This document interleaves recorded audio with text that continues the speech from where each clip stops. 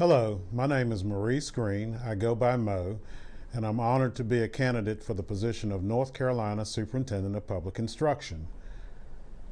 What I'd like to do is share, number one, a bit about myself, a bit about the position, and then talk about vision, the soul of public education, and then finally make some requests.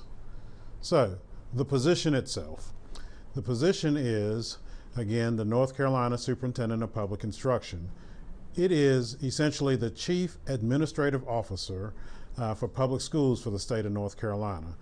It oversees and guides 2,500 plus schools, 1.4 million students, and administers a budget of $11 billion annually. It is also I like to say, the Chief Advocacy Officer for public schools. So certainly tries to be sure that folks are informed of the issues and advocate on behalf of public schools. A little bit about me.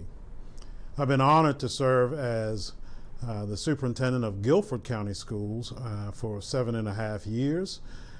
In that time, the district made notable improvements in academic achievement, raising graduation rates, and at the same time increased the number of students who took and passed college level courses and exams, advanced placement exams, and international baccalaureate exams that many colleges would give credit for.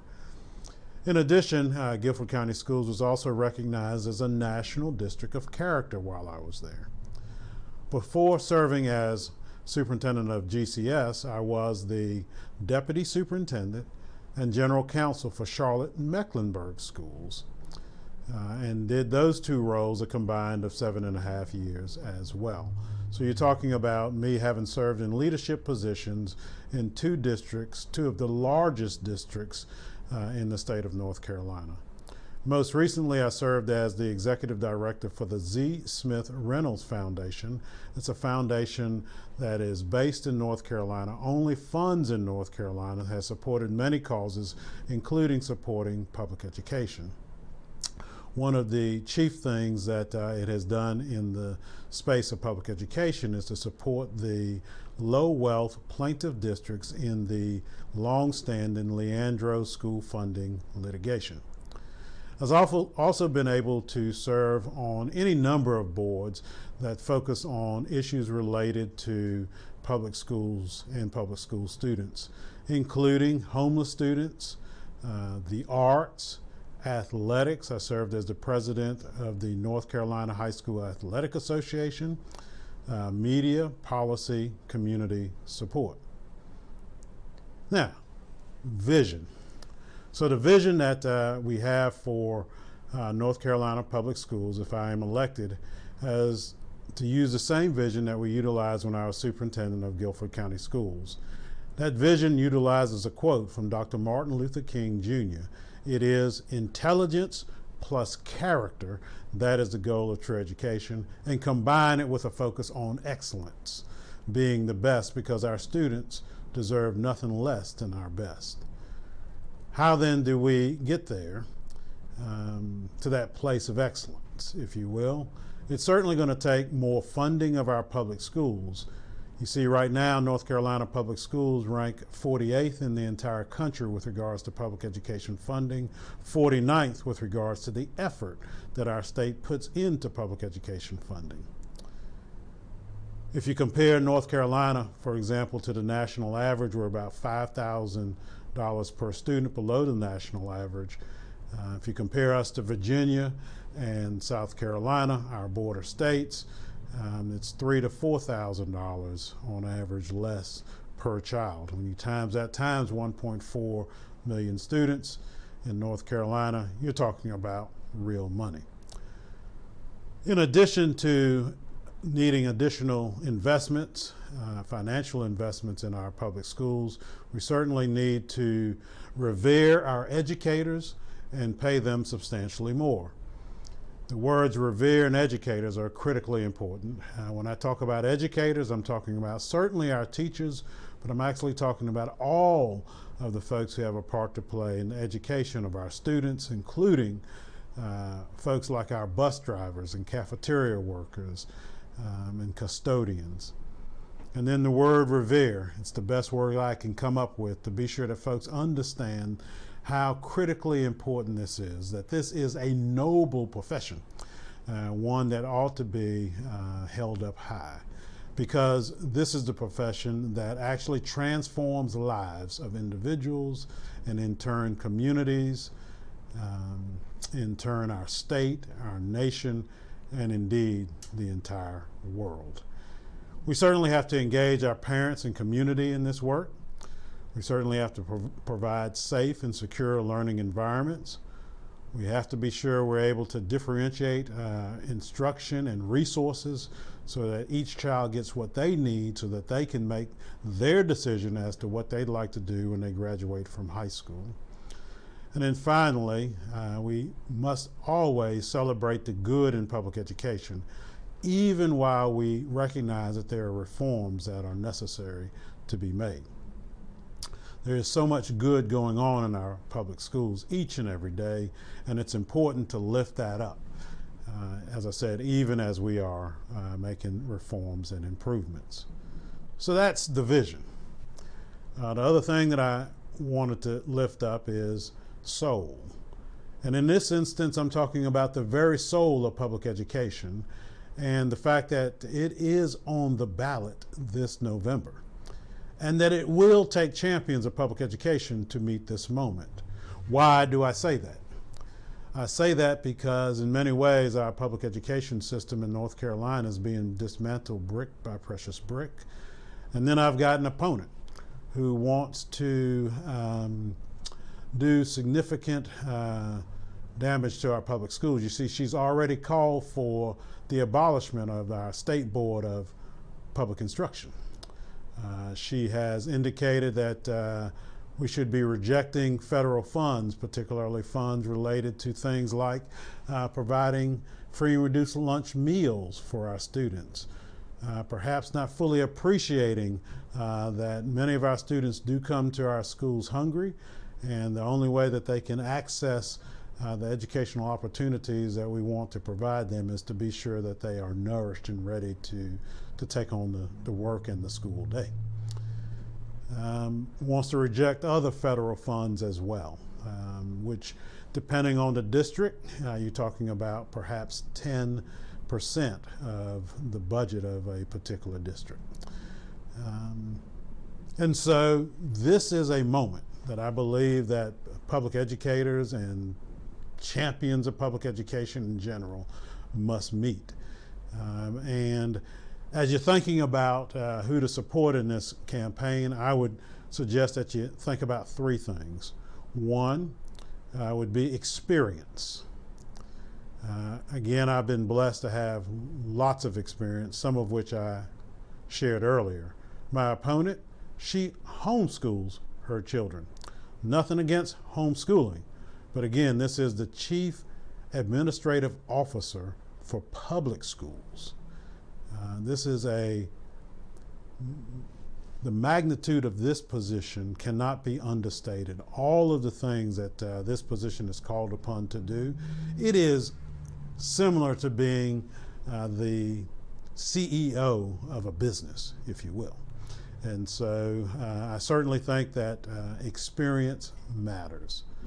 Two, belief in our public schools. I believe in our public schools. My wife and I, we were blessed to have 2 children. We were blessed to be able to make a decision about where to put our children for their schooling. We chose our public schools because we knew that they were good and that they would deliver, and that they did. To the point that 6 years ago, I actually wrote a letter to Charlotte-Mecklenburg schools where they started and Guilford County schools where they both graduated from.